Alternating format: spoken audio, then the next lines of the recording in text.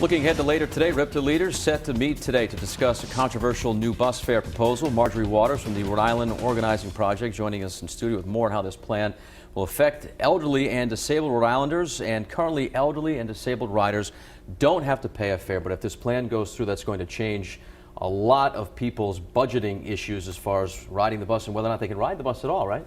That's true.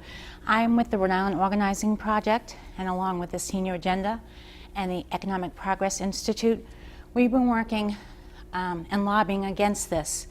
I've talked to well over 600 people about this issue. I do community outreach, and it's going to be simply devastating. People cannot afford the fare.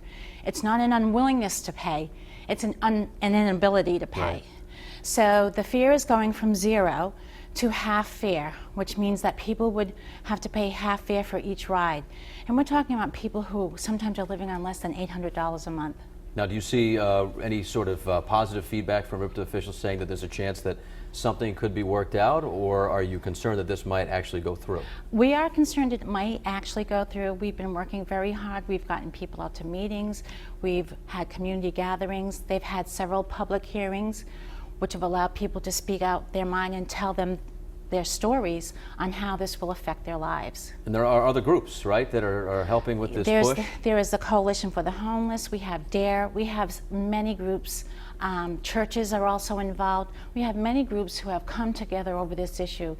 This is a very polarizing issue. It's caused a great deal of anxiety in the community, and people are really worried about how they're going to live their lives without this fare. The most serious issue is social isolation and food insecurity.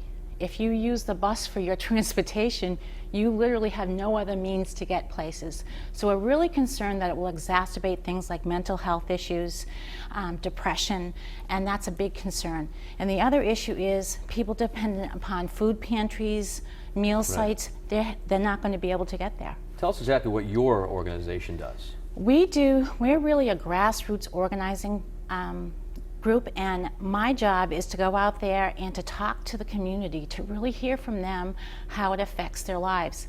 And this grew out of the Voices for Better Health initiative that we were involved in, and really going out to people and understanding what do you need to age in community, and basically through that and listening to people how they're going to live their lives in their community as they grow older, we realized that transportation was a really big issue.